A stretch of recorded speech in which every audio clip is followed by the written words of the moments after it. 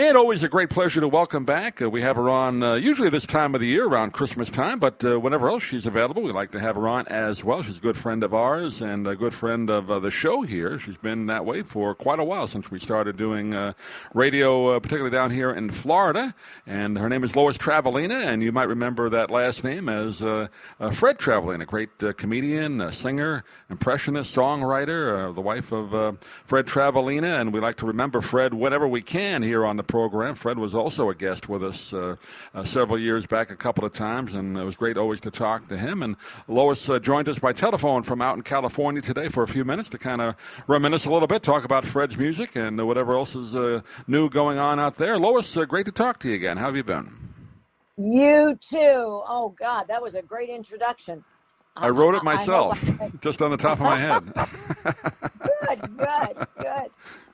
Oh, everything is good. I'm grateful that Fred left so many wonderful things for me to do. I believe in keeping his name alive because this man was such a talent, whether it was doing impressions or his comedy.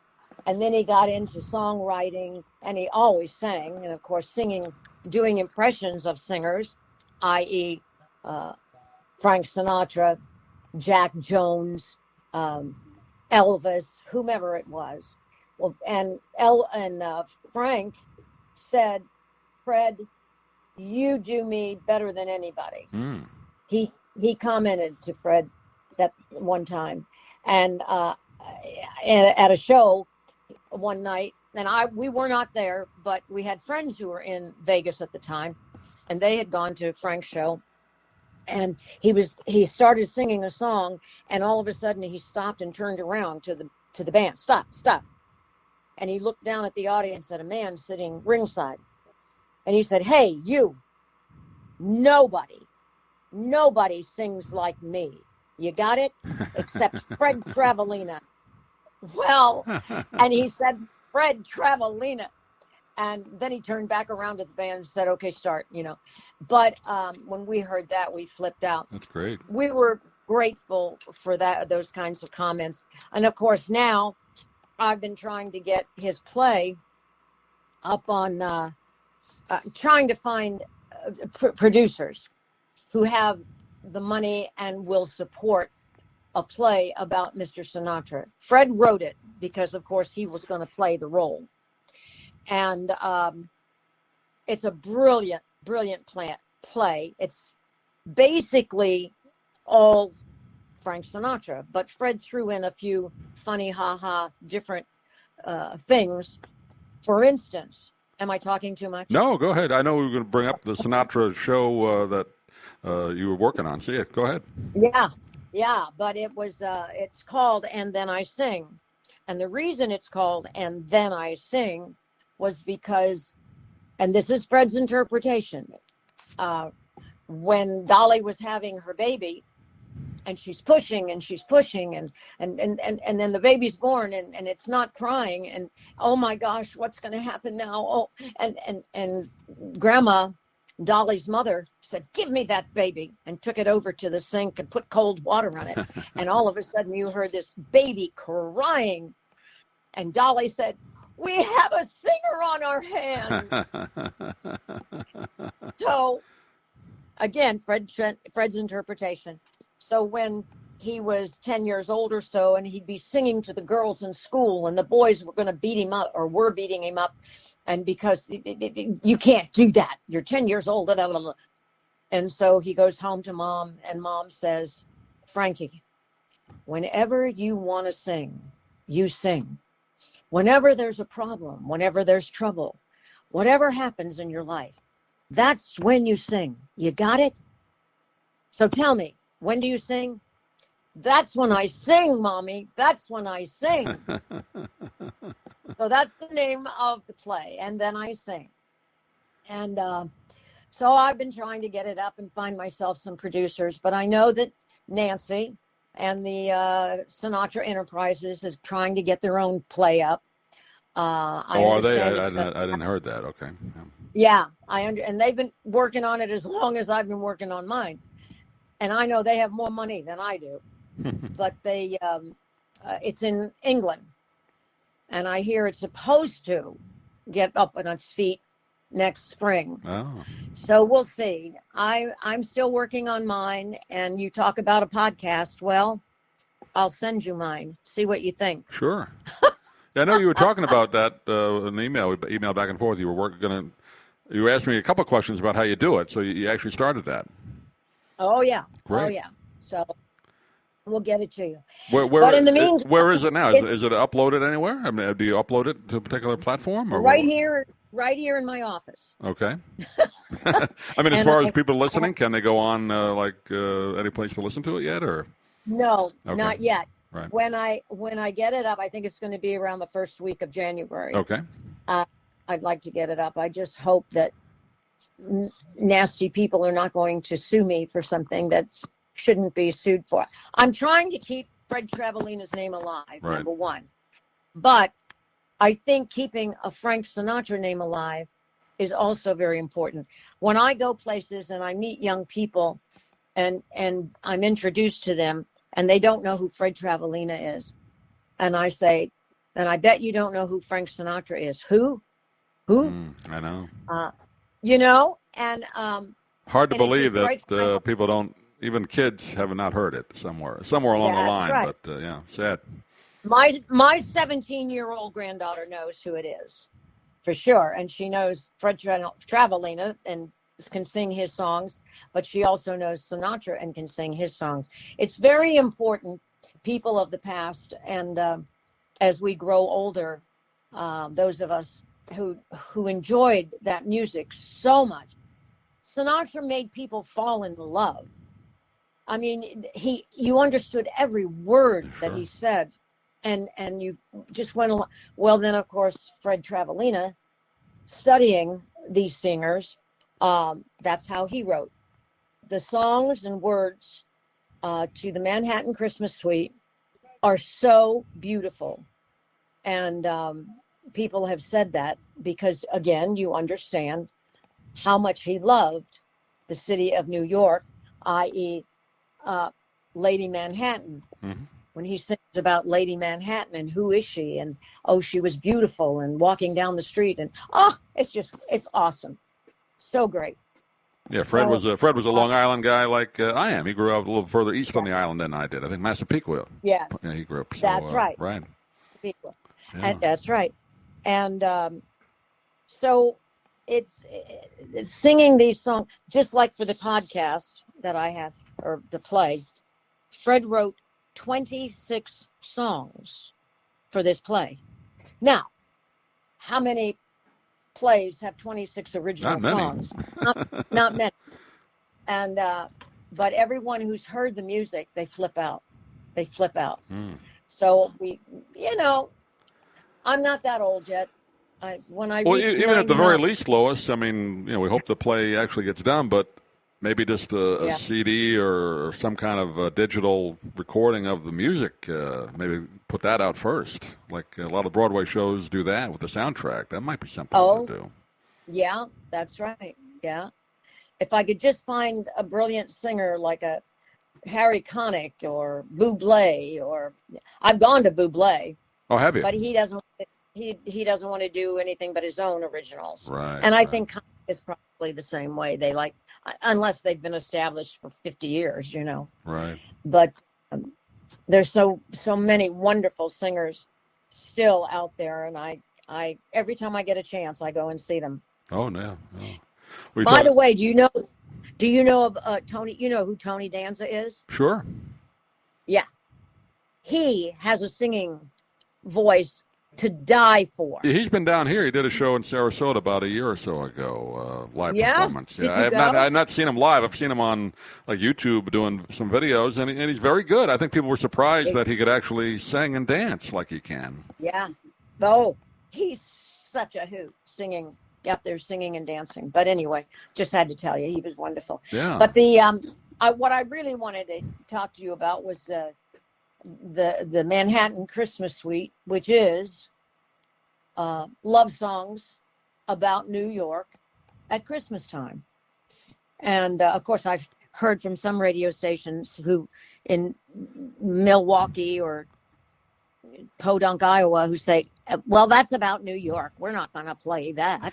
I said, I bet you play Chicago or you play San Francisco. That's right. What's the difference? At any rate, love songs always make me happy. And so I still listen to Fred's every day. I play at least through the CD once. Then I get comments that people don't have CDs anymore or CD players. It's turning into all digital now, right? Even the cars don't have CD players anymore. You're right. Yeah. I know. I wouldn't buy a car anymore if it didn't have a CD player. That's right. No way. I sing along with my CD player all the time in my car. So it makes sense. But the music is available by going online, pulling up fredtravalena.com. You can do fredtravalena.music.com, YouTube, Apple, Spotify. There's I don't know how many of them, but the music is there. It's out there, yeah. And you can hear these different songs, whether it's Christmas on Broadway, and of course we think about that when Fred did the Macy's Day Parade. As the Joker, right? As the Joker? Yeah. Yeah, great clip you have on your website with that. I've seen it on YouTube. Yes. Yeah, right. 1 year he did that. But he did it 4 years straight in a row, the Macy's Day Parade. And we were so thrilled. I still watching it this year was gorgeous, just breathtaking for me. Anyway. If you can turn the sound down from the people doing the commentary, it's really good. Well, yeah, you're right. You're right. They tend to ruin it. But if you can just watch it just with natural sound and no, announcers, then it's what it always was. Yeah. Yeah. I know. But there's a little commentary I threw in there to. Don't get me started on what goes on with these news outlets. Right. I was going to point out too on the album, Last Minute Shopping is a hoot and a half because he talks about how you go out and last minute shopping, right. And you get out there and get all those packages, which reminds me, I still have to do that. His Son of Santa is wonderful because there's a little comedy in there and a couple impressions. When I was going to say Christmas in Old New York, which is that's probably my favorite on that of his. Yeah. Is it? One. Yeah. That's the one. They're all great, but that's the one that when I first heard that really jumps out. That sounds like it was written in the 30s. Yes, it does. Doesn't it? Like that era, I mean. Yeah. Oh, yeah. Yeah. And then when Snow Falls in Central Park, another one. Edie Gourmet, they wrote to us and said that she wanted to sing it. Yeah. Oh, it would have been so perfect, but she wasn't recording anymore. It was past her time of recording, and I haven't found a wonderful dynamite singer like that to do it. Beautiful, and it's online with a video, so people can I've go seen that, online. Right. Your son put that out on not too long ago. Yeah, great job. Yes, yeah. I did. Yeah. So there's lots of fun things on there, and everyone in the whole country can listen to Fred Travelena's great voice singing, and you'll love it. I know you will. Will you be able to play? Will you be able to play any of them? Oh, no doubt. Yeah, we previous shows that I've done before are already up online, and then we'll put this one up as well with them in again. So great. They're perpetually online, the older shows, but yeah, they stay out there. So I was going to say, more recently I saw on YouTube occasionally they put, which is kind of frustrating in a sense because there's a show I remember as a kid, The Copycats, and they finally put up an episode with Fred in it doing a lot of impression, but particularly the Beatles. He did John Lennon and Paul McCartney recently. I saw the whole episode, which was great. Yeah, The Copycats they thought was going to really be. They only made like 6 or 7 of them, right? I mean, I thought that was on longer. I remember as a kid it came on, but they only did a half a dozen or so, right? They didn't. Yeah, they did 7, and Fred was in 4 of them. Yeah. And I don't know why the other 3. Maybe they had done them before they.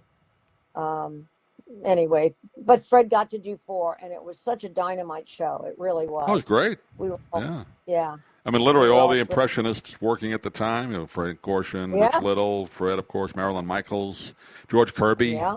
I mean, these are really top notch in talents, and they did it all. They could not only do the comedy but the singing. Yes. Yeah. Of the different vocalists. Now that was done in England, right? Yes. Oh, you're good. You've got good I remember history. Rich Little said in an interview that's where they did a few of them. I don't know if they did all of them there, but yeah. Yeah. No, they did. They did all of them over there. So we were thrilled and got a lot of mileage out of that. It helped Fred a great deal. That was early in his television career, wasn't it? Pretty early for his TV exposure, right? Yeah. Yeah. Yeah, the 70s. And well, now, what was the first time Fred was actually on The Tonight Show? Was that early 70s? I would say either 79 or 80. For The Tonight Show? Okay. Yeah. But he only did, and there again, he did 17 Tonight Shows in his whole career. And out of 17, he only did 4 with Johnny. Is that right? The rest of them were Joan Rivers or Gorshin or, a whole bunch of other people. Right. But it didn't matter because the ones that Carson finally was there for, I mean, he was wetting his pants. He was laughing so much. It was so funny. And I'm very fortunate because I have boxes and boxes I had of videotapes, 1/2 inch and 3/4 inch tapes that I've dubbed down to DVDs. And of course, now I'm told nobody has a DVD machine to watch it. I have it. I have one. Do you? Well, I have about. I like watching the old TV series that you can get on DVD. So yeah, I have That's that. right. So, right. I have about 600 of them, but I'm almost done. I've got 5 more boxes of tapes to dub, and. Are you going to put out a package? Can you put out a package on his material, or is that you have to deal with rights fees and all? I know we talked about that previously. Yeah, you do. You have to deal with that. So nobody's going to see them except my family and I guess. I had a lady who was very interested in doing, she wanted to do a 1/2 hour weekly television show about Fred. And I was going to be the narrator, or she was going to get somebody else. Didn't matter. Right. But anyway, but looking at the tapes, Fred is doing impressions of everybody. Now, do we have to get permission for that? That's one question. I always thought it was just the music. If you put music, even YouTube is hinky about music. But I wouldn't think if you're just doing a comedy and you own the rights to the comedy. I mean, it's your belongs to you. I think you could put that up online on YouTube. Yeah, but we can't. But music, you got to be careful because they ding you on YouTube for anything. Oh yeah, music wise, But there again, you cannot show a copy of Johnny Carson. If it's from the on-air show, yeah, you're right because they own the show. You're right. Yeah. Yeah. Can't show any of that. Yeah. And it's really sad because I have 600 tapes so far, or DVDs right now, and I'll probably get close to 800 before I'm done. Yeah. Well, somewhere along the way, you should donate that. I mean, there must Museum of Broadcasting in New York, and there's one out in L.A. At least donate copies to those 2 places. One in New York and one in L.A. Good thought. Good thought. I tried to. I don't know if they pay for something like that, but I mean, at least you can donate it and then it's there, Yeah, it would be good. There's so much to be said and looked at. So I figure by the time I'm about 98, I can lay on my couch and watch all these tapes one by one. That's it. Well, I'd love it. Yeah, it'd be great if you could put them out, and even if it just privately sent to people, or just something like that. Yeah. But there's so much material there that the people should be able to see that. I know it. Yeah. I know. Yeah. So wonderful. But anyway, Well, so once again, let's that's just give out the website for people unaware. Just go to fredtravalena.com. You can get all the info on not only just the videos we're talking about and Fred's appearances, but Manhattan Christmas Suite and his other music, right? Yes, other music. Go to fredtravalena music.com. As soon as we get the podcast going, it'll show up. I mean, there is right now a trailer for it, which is less than 3 minutes, and I'll give that to you, and you can see that. But yeah, email that or call when it's available, and then we'll why don't we just do a little segment, when it's out, next month. You think? okay. Yeah, we'll do another little phone segment, and then at least we can help promote it a little bit here. That would be wonderful. Great. Wonderful. Yeah. Well, Lois Travalena, again, it's always great to chat with you. We always seem to do it around Christmas time. No better time to do it. So I hope it sounds like you're doing well and your family's doing well, right? Yeah, we're all good. Everybody's healthy. Nobody got sick. That's Thank it. God. Same We've here. been very, Yeah. And I don't go very many places. I try and see a couple shows from time to time and wear my mask when I go. Right. Clint Holmes is going to be in town. I'm going to go see him this week. Oh, sure. And, right. Yeah, you know Clint. And who else is coming to town? Anyway, I can't remember. But I'm so grateful to you, Doug. I appreciate your time and your enthusiasm and the fact that you knew Fred and liked him and you're still supporting him. And that's wonderful. Well, I'm glad I had a chance to, even if it wasn't on radio, I had a chance to talk to him a few times when we had the other station in town. And he was such a nice man to call back and do long segments with us. So really appreciate that. Yeah. Yes. Okay. But Lois, good talking to you. Hang on the line if you will, and we will end it right here. And thanks for listening, everybody.